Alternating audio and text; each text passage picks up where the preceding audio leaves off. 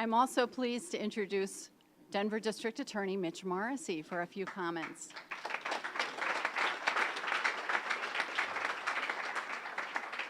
Well, Rose is a tough act to follow.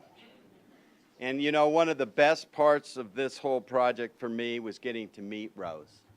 And I had her as a guest on that Dialogue Denver DA show, and she started crying.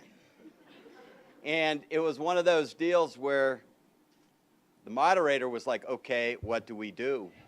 And I said, just have the camera on me and let Rose compose herself. And then I went to radio stations with her, and we were, you know, kind of a team. And Rose got better and better. And I haven't seen her cry, I think, in over a year. So Rose, thank you so much. You know, I tried to go out of my way, and I wanted to make sure that Bill Ritter was here, because Bill Ritter was such a leader for us and remains a leader for us when we're talking about domestic violence. So Bill, thank you.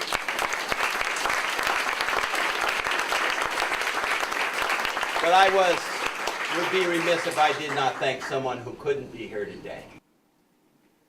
Somebody who we invited, but because of his health, couldn't make it this morning. That's Norm Early.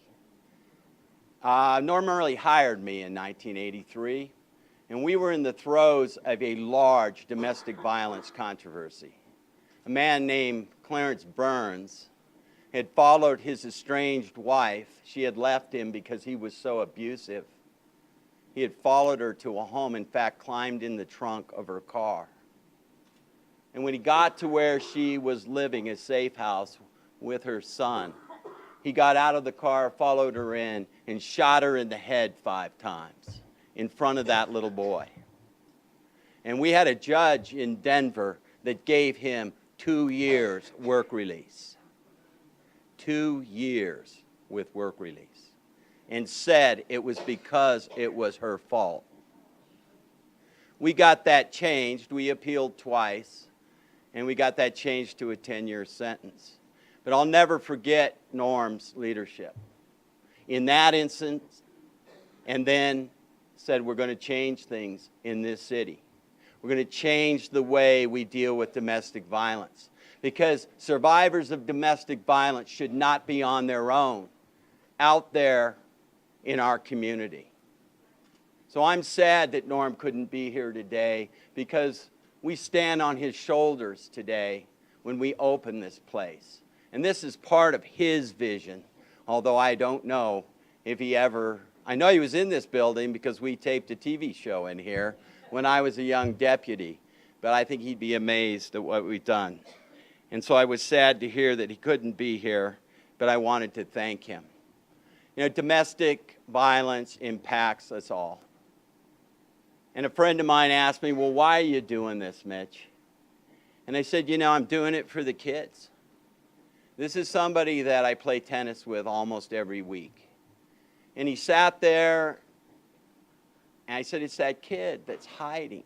It's that kid that when his father comes through the door, he knows it's going to be a long night. He knows, or she knows, that she's going to have to listen to what their mother has to go through. And a tear came to his eye.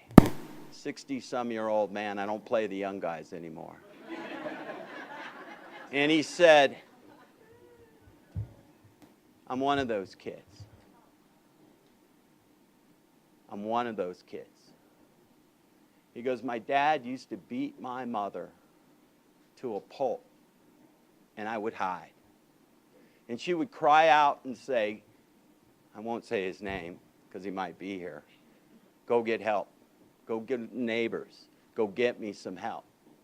And he said he'd start out, and his father would come after him, and he'd go back into his hiding place. The number one reason that young men commit murder in this country is defending their mothers in domestic violence. So he said, get it built, because I'm one. And I've told that story to a number of groups as we've talked, and I can tell when someone's head drops. they're one of those kids. They felt that terror. And Rose, thank you so much, because this is what this place is about. It's about ending that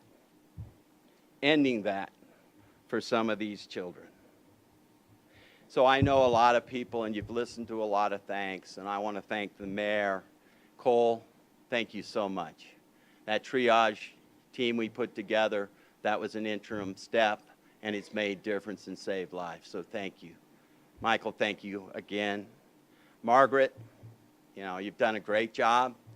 I assigned you to do this, and you did excellent. You know, we didn't have a nonprofit, the Rose Andom Center nonprofit. So we started to get this money, and we needed help from the Denver Justice Council, which is a nonprofit Maggie runs. And we've got a great board there. John Zackham, who heads our board, couldn't be here. Steve Siegel, obviously, is on the board. And the mayor mentioned Josh, and I won't say anything about your haircut, Josh, but thank you so much for your commitment. And then, you know, last, I wanted to also mention Kelly Leeds, because Kelly Leeds was in on those early meetings. The mayor pulled him off. I think he had a bigger project, but not a better project. And Kelly's here, and Kelly, phenomenal support. Cynthia, thanks for your support. But I'll tell you, this was a dream. It was a dream of Bill Ritter's 12 years ago. It was a dream that we all had. But a dream needs a champion.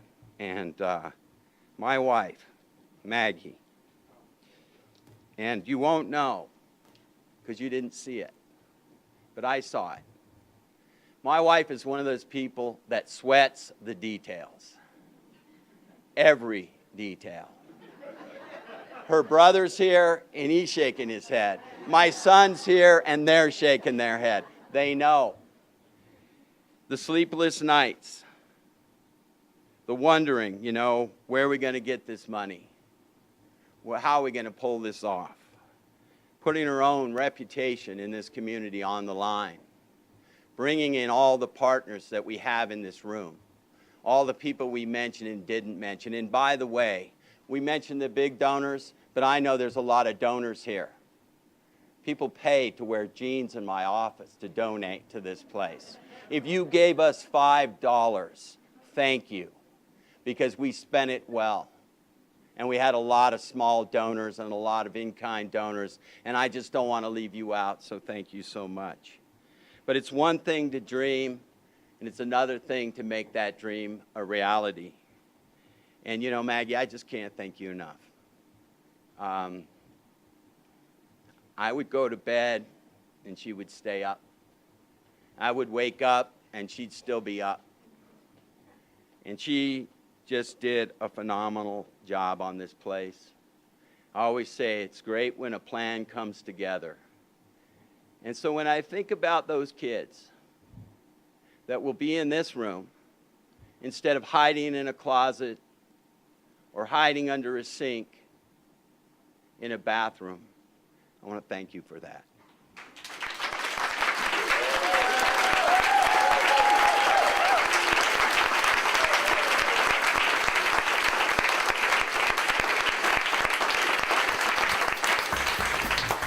And thank you all for being here.